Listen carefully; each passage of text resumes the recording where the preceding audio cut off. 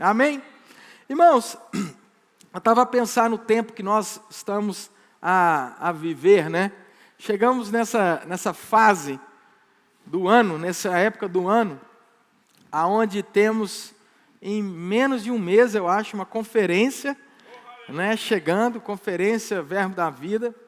E temos também a graduação das escolas, né? Chegando escola de ministros, escola ministerial, desculpa, escola bíblica. Olha que bênção. Quem vai se formar aí na escola bíblica ou escola ministerial? Olha que bênção. E eu estava a pensar sobre esse tema, e Deus trouxe ao meu coração acerca de graduações em Deus.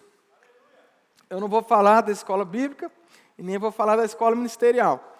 Eu vou falar da nossa vida.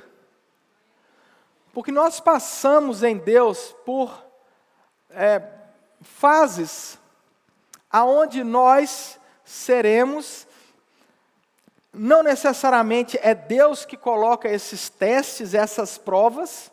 Você sabe disso, que Deus é bom, e a Bíblia é bem clara em dizer que toda boa dádiva, todo dom perfeito vem do Pai das luzes. Tudo que é bom vem de Deus. Então a doença, a morte, ou o que quer que seja, o acidente, a destruição, a falta, não vem de Deus. Você crê nisso? Entretanto, essas situações e essas circunstâncias, elas de uma certa forma provam o nosso coração. Elas mostram aonde nós de fato estamos. E eu quero chamar isso hoje, nessa manhã, de a prova final da graduação. As pessoas que fizeram escola de alguma forma, você sabe que geralmente vai chegando no fim daquela fase, tem um teste. Sim ou não?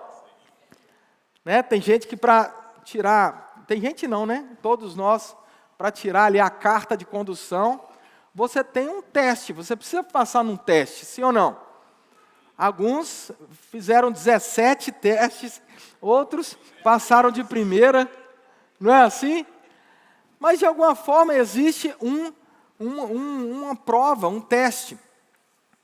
E sabe, irmãos, que muitas vezes em fases das nossas vidas, quando estamos para mudar de fase, vai haver algum tipo de teste, de prova. Eu tenho cuidado de usar essa prova, porque muita gente usa essa palavra prova da forma errada. E eles pensam, eu estou na prova. Aí quando eles falam, eu estou na prova, geralmente eu estou todo arrebentado, estou no deserto, está faltando tudo, todo mundo lá em casa está doente, vai morrer todo mundo, eu estou na prova. Não necessariamente. Amém? Porque o objeto dessa graduação, desse teste do coração, o objeto disso não é a circunstância, mas é a nossa resposta à circunstância. Porque Deus não usa ferramentas do diabo para nos ensinar nada. A Bíblia é clara, João 10:10, quando conhecemos esse versículo de cor, o ladrão veio para roubar, matar e destruir, mas eu, Jesus, a dizer, eu vim para que vocês tenham vida e vida em abundância. Ou seja, aquele que veio revelar quem Deus é, ele diz, é próprio de mim vida em abundância. O que faz o contrário disso não é Deus, é o diabo. Amém? Circunstâncias podem vir nas nossas vidas, mas segundo o salmista, ainda que eu ande pelo vale da sombra da morte, eu não preciso temer. Aonde que está o temor? No coração. Eu não preciso temer. Por quê? Parece que nos ajudando na mensagem, Davi disse, porque eu sei quem está comigo, o Senhor é meu pastor e nada me falta. Aleluia. Agora existe uma diferença muito grande aqui. Nada me falta porque eu sei de onde vem o meu suprimento. Nada me falta porque eu sei de quem eu sou.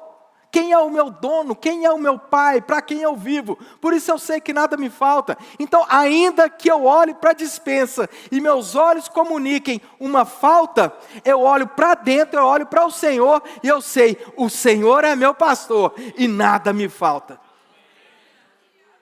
A circunstância natural, ela só precisa de um tempo para se alinhar à circunstância espiritual, onde o Senhor é meu pastor e nada me falta. Eu não estou aqui a desprezar a nossa dor, não estou aqui a desprezar o nosso sentimento, não é por aí. Muitos anos atrás, era ensinado que a alma ela deve ser desprezada, porque a alma ainda não foi renovada. Não é isso que a Bíblia diz. A Bíblia diz que a alma ela precisa ser renovada, porque ela precisa se alinhar às coisas do Espírito. Muitas vezes nossa alma está acostumada com outro tipo de comportamento, senão aquilo que vem de Deus. E Deus espera que a gente alinhe a nossa alma, os nossos sentimentos, as nossas emoções, a palavra dEle. Amém? Então, quando nós falamos dessa prova final, desse teste de passagem de fase, é isso que eu estou a dizer. Eu quero tratar de 2 pontos aqui, muito importantes a respeito disso. Não pretendo aqui em pouco menos de 4h30, tratar de todo o assunto. Mas vamos chegar em algum lugar, amém? Aleluia. 1 Reis, capítulo 19. 1 Reis, lá no capítulo 19, a partir do verso 19. 1 Reis, capítulo 19, a partir do verso 19. Certo? Aleluia. Deixa eu abrir aqui. Partiu, pois, Elias dali e achou a Eliseu. Quem é Eliseu? Filho de Zafate, que andava lavrando com 12 juntas de bois adiante dele. Ele estava com a 12ª. Elias passou por ele e lançou o seu manto sobre ele. Só para te dar um pouco do contexto aqui. Você me perdoe se eu trocar os nomes, porque eu sempre troco o nome de um com o outro, mas hoje eu não vou trocar em nome de Jesus. Eliseu, já troquei. Elias, profeta, homem de Deus, reconhecido, toda a gente sabia quem era Eliseu, Elias. Para ver se você está atento aí. Elias está passando por várias circunstâncias aqui. Até morrer Elias queria. Mas era um homem de Deus. Boca de Deus na terra. Profeta. Não é profeta ainda, e profeta do Velho Testamento ainda. Que era a única oportunidade do povo de ouvir Deus. Hoje, graças a Deus, nós temos o Espírito Santo. Nós também temos profetas na igreja, graças a Deus por isso. Mas nós temos o Espírito Santo, que comunica conosco. Nós não precisamos necessariamente de um profeta abrir a boca, levantar, nos dar uma profecia para a gente ouvir Deus. Você pode ouvir Deus de várias formas. Está comigo? Mas nós cremos no ministério do profeta. Enfim, fecha parênteses. Elias está lá. Nessa circunstância, em alguns momentos ali, nessa crise existencial, eu quero morrer. Aí Deus vai e fala para ele, eu sou o único que crê no Senhor aqui. Aí Deus fala com ele, não é, tem mais um bocado.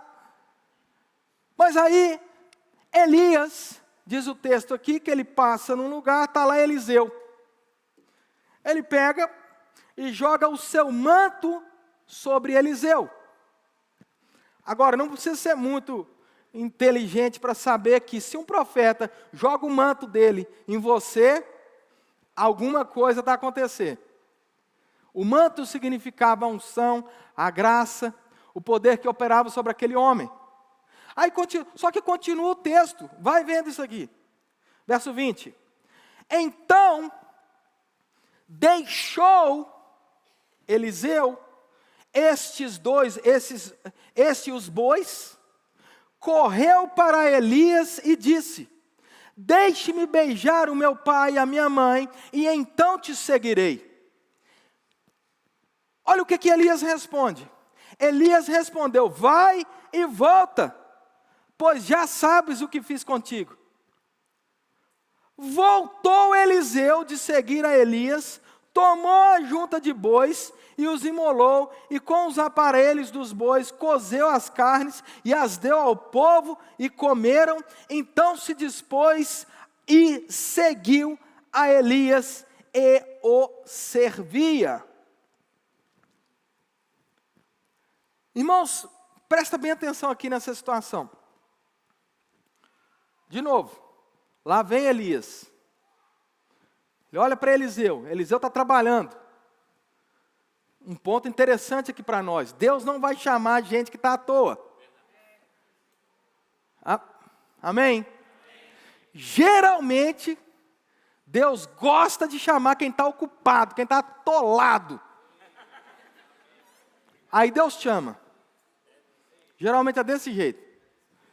Aí o Eliseu está lá trabalhar, passa Elias, joga o manto.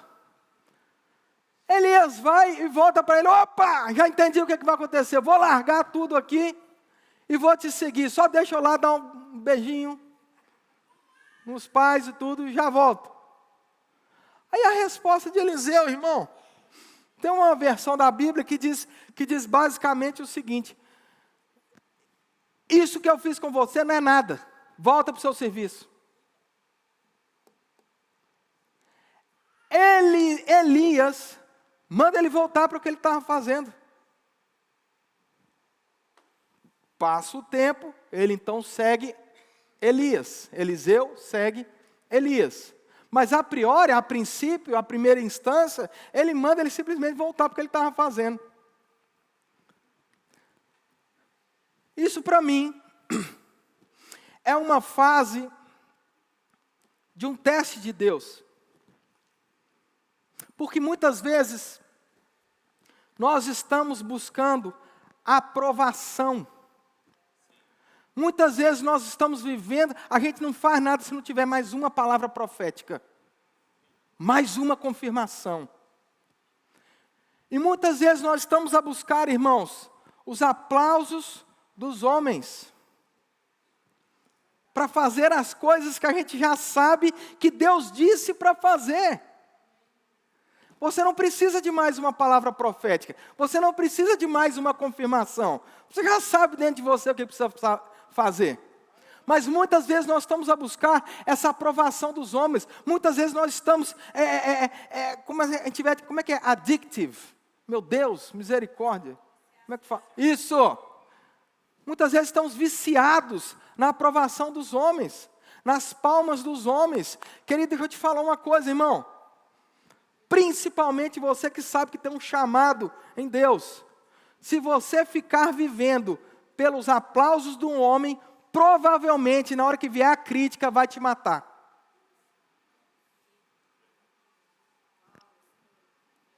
Se a gente viver, isso é para a vida, para tudo que a gente faz. Se a gente tiver a viver por causa dos aplausos dos homens, no dia que vier a crítica dos mesmos homens, a gente morre. Então Deus não nos chamou para viver baseado na aprovação dos homens. Porque a aprovação dos homens, irmãos, os aplausos, o tapinha nas costas, muitas vezes só vai fazer uma coisa conosco. Muitas vezes só vai encher o nosso ego. E Deus nos chama para um nível maior, um nível superior. Seja no trabalho, seja na família, seja dentro de casa, seja com os filhos. O que eu estou a dizer aqui, irmãos, é para o ministério? Mas é também para casa. Deus está chamando famílias nesta igreja para um nível superior. Agora a gente não pode esperar e ter expectativa. Irmãos, quando vem é bom demais. Mas as aprovações, elas vêm como um aditivo à dieta. Não é a dieta. A dieta de Deus é a palavra e o Espírito. é aquilo que o Espírito Santo comunica ao seu espírito, é aquilo que a palavra diz.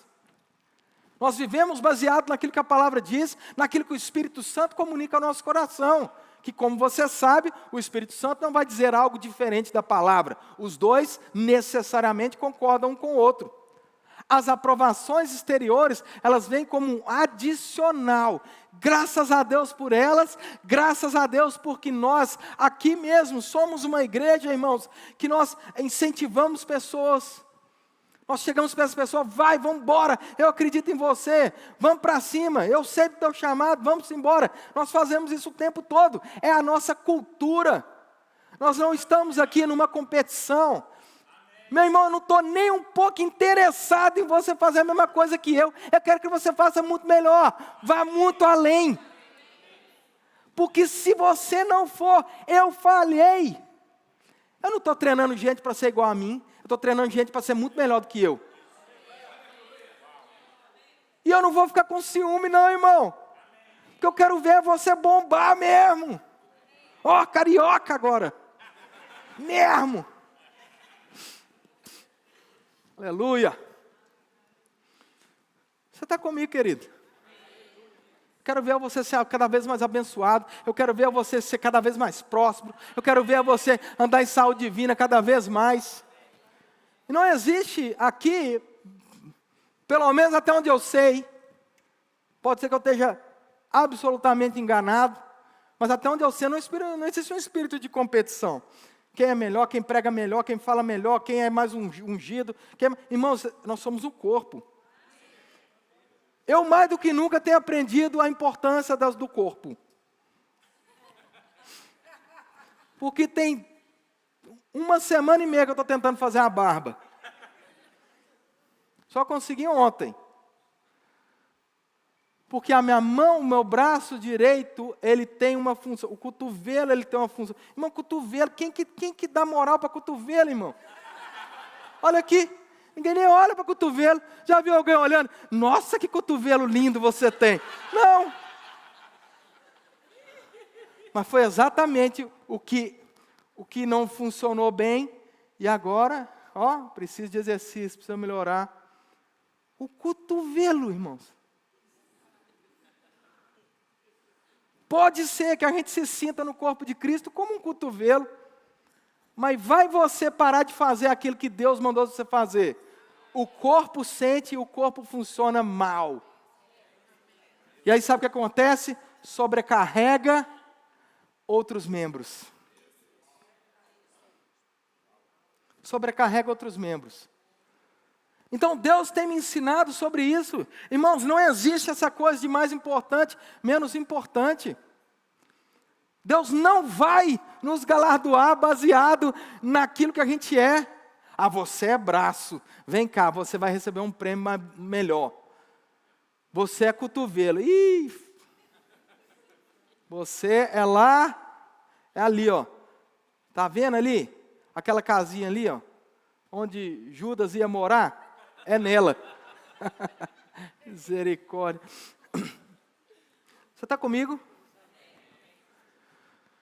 Então, esse ambiente de competição, esse ambiente de busca de aprovação, esse ambiente de aplauso, você precisa se libertar dessa addictiveness. Como é que chama o diabo do trem?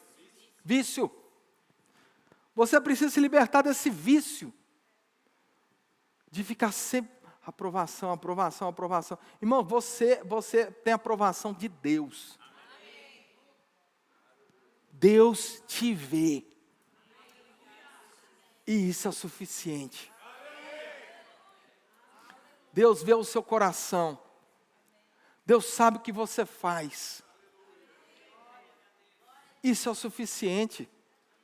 Se Deus quiser te tirar ali de trás das malhadas, te exaltar de alguma forma, te levantar de alguma forma, aí é com Ele, irmãos. Não é com a gente. Eu vou te dizer uma coisa, talvez aquele lugar que a gente fica buscando tanto, não seja tão bom como a gente está pensando. Porque ali vai ter muito mais pressão, ali vai ter muito mais coisa para lidar. E talvez a gente ainda não esteja preparado para isso. Agora, quando eu olho para esse texto e eu percebo o coração de Eliseu, essa primeira fase desse teste, como eu estou a chamar aqui, irmãos, esse homem para mim foi aprovado.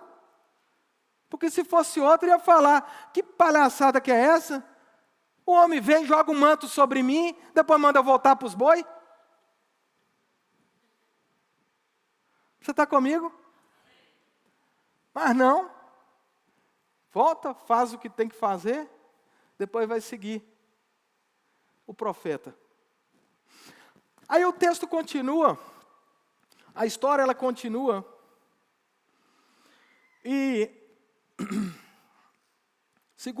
Reis, capítulo 2, verso 1, agora a gente vai ler um pouquinho mais, do 1 ao 9, 2 Reis, no capítulo 2, verso 1 ao 9, diz assim o texto, aqui já é no final da história, dessa transição, desse teste, vamos colocar assim, 2 Reis, capítulo 2, verso 1, quando estava o Senhor para tomar Elias ao céu, por um redemoinho. Tem gente que diz que Elias foi na carruagem de fogo, né? Não foi, é redemoinho. Que revelação, hein? Meu Deus. Daqui a pouco a gente vê isso. 2 Coríntios capítulo 2, verso 1. Quando estava o Senhor para tomar Elias ao céu por um redemoinho, Elias partiu de Gilgal em companhia de Eliseu. Presta atenção. Disse Elias a Eliseu, fica-te aqui, porque o Senhor me enviou a Betel. Respondeu Elias, tão certo como vive o Senhor e vive a tua alma, não te deixarei. E assim desceram para Betel. Continua o texto, verso 3. Enquanto os discípulos do profeta que estavam em Betel saíram ao encontro de Eliseu e lhes disseram, sabe que o Senhor hoje tomará o teu Senhor, elevando-o por sua cabeça.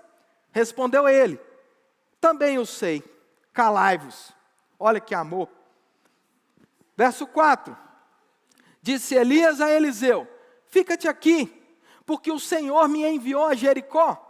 Porém ele disse, tão certo como vive o Senhor e vive a tua alma, não te deixarei. E assim foram para Jericó. Então, verso 5, os discípulos dos profetas que estavam em Jericó se achegaram a Eliseu e lhes disseram, sabes que o Senhor hoje tomará o teu Senhor, elevando-o por sua cabeça. Respondeu eles, também eu sei, calai-vos. Verso 6, disse-lhe pois Elias, fique aqui, porque o Senhor me enviou ao Jordão. Mas ele disse, tão certo como vive o Senhor e vive a tua alma, não te deixarei. E assim ambos foram juntos. Foram 50 homens dos discípulos dos profetas e pararam a certa distância deles. E eles ambos pararam junto ao Jordão. Diga, ambos. Verso 8. Elias tomou o seu manto, enrolou, feriu as águas, os quais se dividiram para os dois lados e passaram ambos em seco. Verso 9. Presta atenção. Havendo eles passado, Elias disse a Eliseu, pede-me o que queres que eu te faça, antes que eu seja tomado de ti. Para um pouquinho, a gente vai continuar a ler daqui a pouco. Presta bem atenção aqui na situação. Eliseu, quando você vai ver o texto, o contexto, Eliseu já era conhecido como o segundo homem. Elias era o cara, Eliseu era o carinha. Mas era conhecido, era respeitado. Sabe o que acontece? Eles passam por um lugar, e aí vem uma oportunidade para Eliseu. Eliseu, acelera as coisas. Quem que é o mais novo mesmo? Meu Deus do céu. Eliseu, exatamente.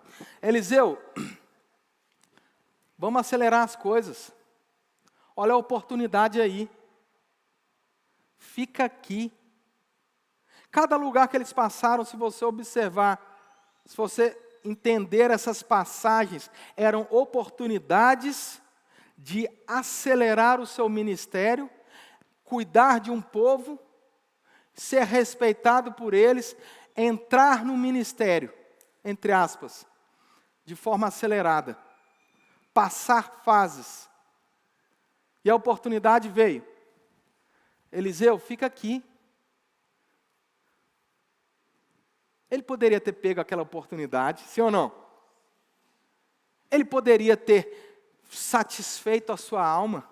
Provavelmente, porque era chamado para aquilo, dentro do seu coração ardia aquele desejo de entrar no ministério, de fazer aquilo, de finalmente ser conhecido, não mais como um discípulo de um profeta, mas um profeta. Ali, eu vou estar, agora é o meu povo. Sabe o que ele disse? Não, ainda não chegou minha hora. Eu vou colar em ti. Foram para a próxima fase. E o povo vinha, os outros que seriam os discípulos vinham. Olha, Eliseu, você está sabendo, você sabe que o velhinho vai morrer, né? Você vai ficar sozinho. Eu sei, mas eu vou seguir ele mesmo assim. Ia de um lugar para outro, a mesma tentação, as mesmas oportunidades, o mesmo atalho colocado diante dele. Eu vou te dizer uma coisa, irmãos. Tem muitas pessoas entrando em atalhos que não são a vontade de Deus. Que silêncio maravilhoso. Selá, Davi iria dizer. Deus não tem para você atalho, Deus tem o caminho perfeito. Deus tem o bom caminho. Deus tem euodo, provisão plena. Lembra do que é prosperidade? Deus tem um caminho de provisão, um caminho pleno. Início, meio e fim. Deus não tem interesse em atalho. Quando Deus quer acelerar coisas, nós vamos saber. Mas é diferente de eu criar minha oportunidade e ir atrás de atalho. Isso para a vida, isso não é ministério só não. Tem hora que a gente precisa... Calma. E quando eu digo calma, o problema é que quando a gente pensa naquela postura de... A gente pensa em quem? Não sei você, eu penso em Abraão, trocentos anos esperando. E a gente pensa, misericórdia, se não for agora eu vou ter que esperar 30 anos para isso acontecer. Não necessariamente, porque lembra do que a gente está a dizer aqui? A gente está falando de um teste de coração. Quanto mais rápido eu passar nesse teste, porque o teste para Deus, me perdoa usar essa palavra, tem gente que não gosta muito, mas eu vou usar mesmo assim. O teste para Deus não é para reprovação, é para perceber o quanto você aguenta na próxima fase. Porque se a gente não está aguentando uma pressãozinha dessa, agora é melhor você ficar quieto, não passar de fase. Fica fazendo o que você está fazendo. A pressãozinha que já está abrindo a boca, o que é isso? Palavras da salvação. Aleluia. Vocês estão olhando comigo estranho. Misericórdia. Aleluia. Mas é verdade, por isso você está calado. Irmãos, essas estações, elas provaram o coração. Eliseu, você vai de fato pegar naquilo que Deus disse, ou você vai abrir? Porque o que Deus tinha para ele não era nada mais, nada menos do que porção dobrada do que Elias fez. Então Deus não precisava, não estava a preparar uma pessoa desequilibrada, fraquinha. Não, Deus estava a preparar um caba de ponta, Quanto maior o seu chamado, quanto maior aquilo que Deus tem para a sua vida, deixa eu te dar uma novidade maravilhosa, mais você vai ser observado no meio de uma pressão. Agora, se isso não é para nós, é melhor a gente dizer para Deus: Pai, pede para sair.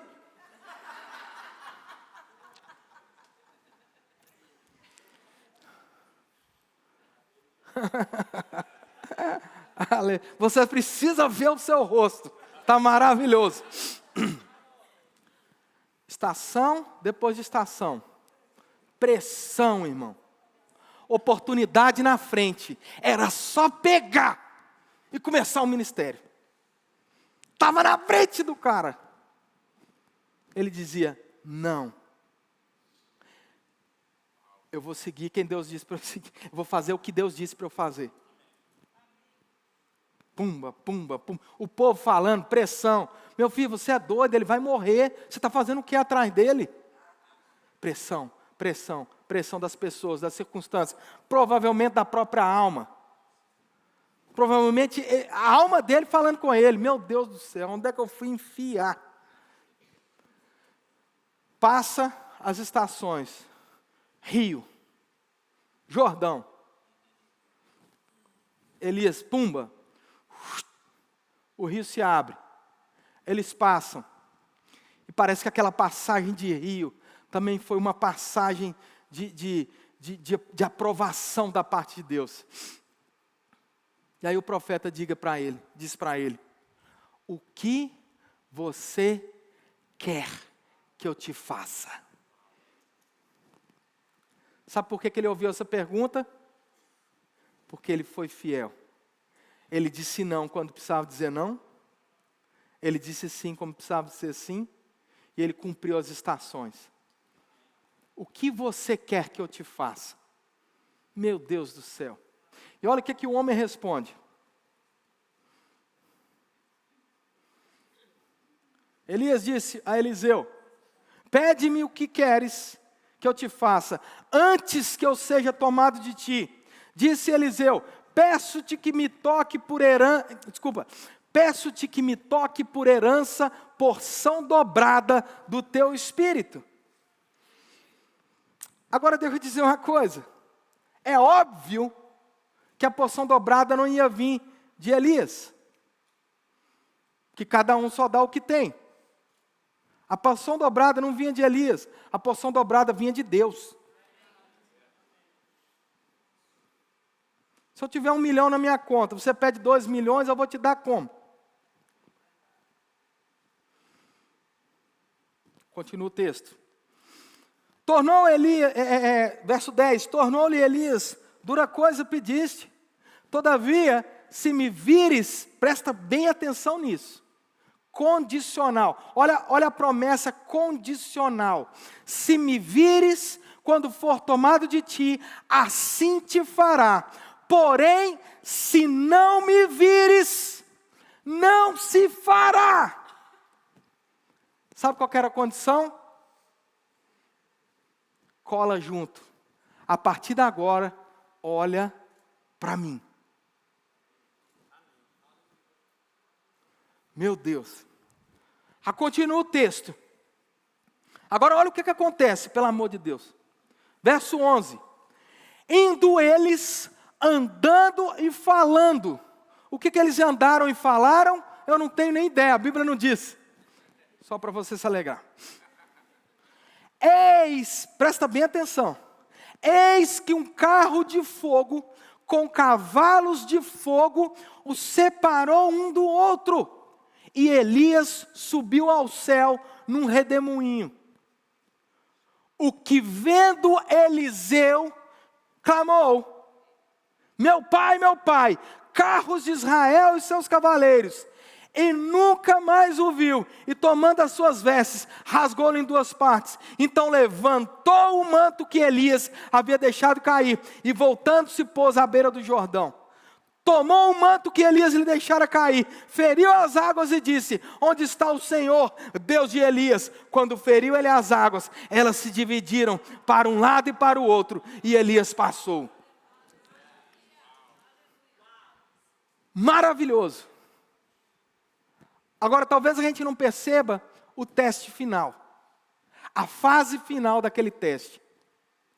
Desde o dia que Eliseu foi levantado, o seu orgulho, a sua busca por aplausos foi provado. Aquele homem manteve-se fiel. De repente, como eu disse, oportunidades de entrar no ministério, no contexto dele, antecipadas. Ele poderia ter pego, nada de errado. Ele poderia ter feito aquilo, não tem nada de errado. Mas ele disse, não, tem algo maior. Não, tem algo maior. Não, não foi para isso que Deus me chamou. Não, não foi para isso que Deus me chamou. Eu vou fazer o que Deus me disse. Não, não foi para isso que Deus me chamou. De repente, irmão, qual que era a condição? Olha para Elias. Aí o que acontece? Pelo amor de Deus. Você imagina, tá eu e você aqui andando. Estou falando que eu sou Elias não, viu, irmão? Em nome de Jesus, pelo amor de Deus. Tá eu e você andando aqui. De repente, irmão, passa uma carruagem de fogo puxada por cavalo de fogo. Você não sabe o que é isso? Vem um jumento na rua, a gente já fica todo assim. Pegando fogo, meu irmão. Sabe o que é isso? Sabe o que poderia ser isso? Uma distração. Porque Elias não subiu na carruagem. Aquela distração foi... Deus deixou aquela distração por algum motivo que eu não sei qual. Um dia a gente pode perguntar para ele quando chegar no céu. Deus permite aquela distração. Mas Eliseu, poderia ter olhado para aquela carruagem em vez de Elias.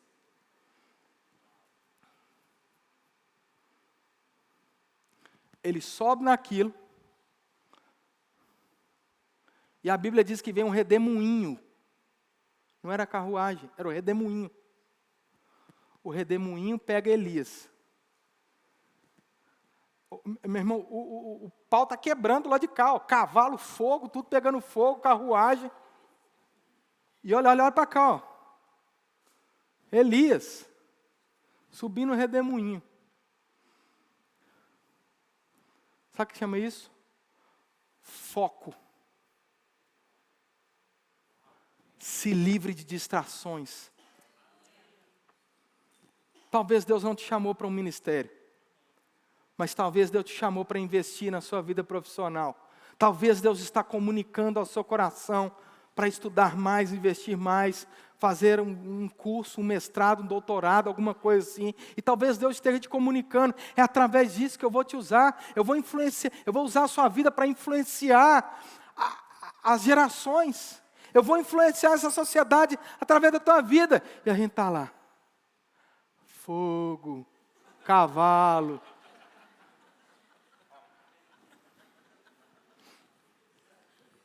Irmãos, eu vou te falar, vou ser bem sincero aqui. Eu talvez estaria olhando para o cavalo até agora. Mas o homem de Deus, irmão, ele ficou ali, ó. De repente cai o manto. Ele pega aquele manto. Ele toca as águas. Se você acompanhar o final da história de Eliseu, você vai ver que ele de fato fez 2 vezes mais do que Elias. Sabe por quê, irmãos? Porque ele não trocou o chamado de Deus por qualquer pratinho de lentilhas.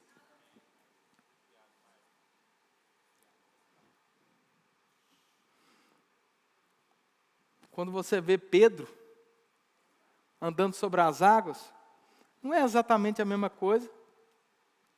Pedro estava para passar de fase na confiança. Aí ele tira os olhos de Jesus. Ele olha para a tempestade, para o cavalo pegando fogo. Não era cavalo pegando fogo, não, era tempestade. mas ele olha para aquilo, para a distração. Isso me mostra, isso me trouxe um temor muito grande. A gente não pode se distrair. Eu não sei qual que é o nome da nossa distração. Cada um de nós é tentado em alguma distração. Eu não sei qual que é, irmãos. Eu só sei de uma coisa. Eu não posso me distrair. Pode ser que essa distração venha em forma de várias coisas. Pressão, pensamentos. Pode ser, irmão, pode ser tanta coisa.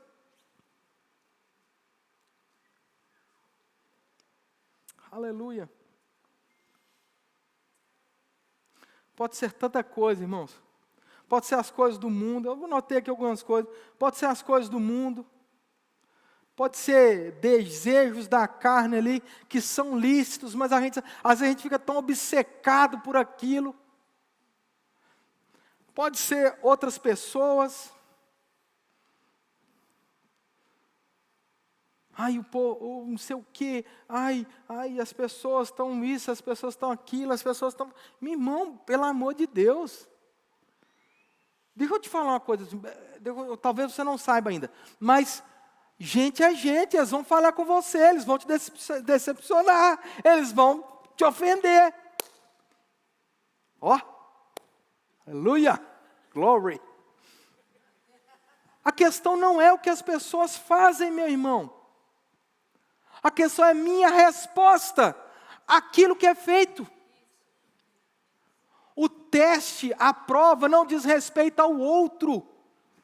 Porque se um dia eu chegar diante de Jesus naquele dia e disser para Deus, eu não fiz por causa do Joãozinho, da Mariazinha, eles fizeram isso comigo, eu fiquei chateado e saí do ministério que o Senhor tinha para mim. Não estou falando nem do verbo da vida.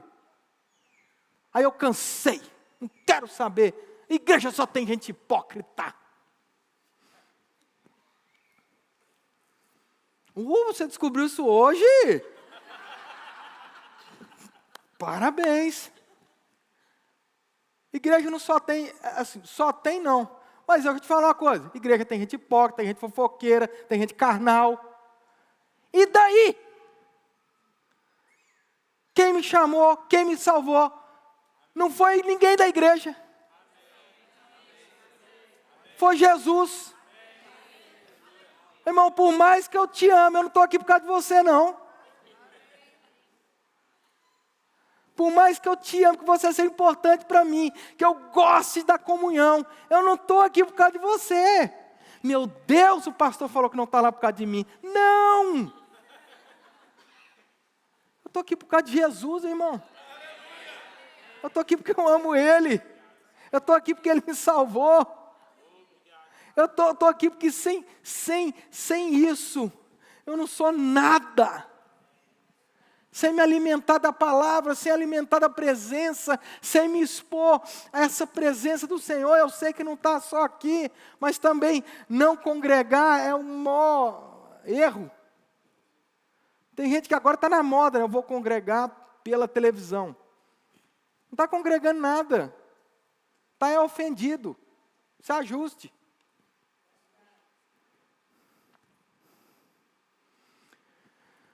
Ô glória. O que a gente precisa, irmãos, é dar respostas para Deus maduras, respostas bem ajustadas, entendendo o que Deus nos chamou. Nós não vamos negociar o chamado. Nós não vamos negociar aquilo que Deus nos chamou para fazer. Irmão, eu estou falando sério, você pode me xingar, pode falar mal, pode me dar um chute, cuspir na minha cara. Eu vou continuar fazendo a vontade de Deus. E Deus nos chama para isso, querido. Foi para isso que Deus nos chamou. Você está comigo? Aleluia. Nada pode nos tirar daquilo que Deus tem para nós. Aleluia. Então, se eu puder resumir, A mensagem de hoje é, irmãos, deixa as distrações. Coloca a distração de lado. Foca naquilo que Deus tem para você. Foca no chamado de Deus para você. Talvez você não seja chamado para 5 dons ministeriais, mas aquilo que Deus te chamou, faça com excelência. Aleluia. Deixa eu orar por você, Pai. Eu te dou graças pelos meus irmãos, as minhas irmãs.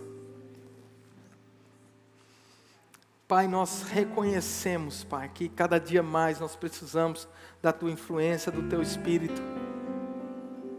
Para que nós possamos, Pai, com maturidade, fazer as escolhas que precisam ser feitas.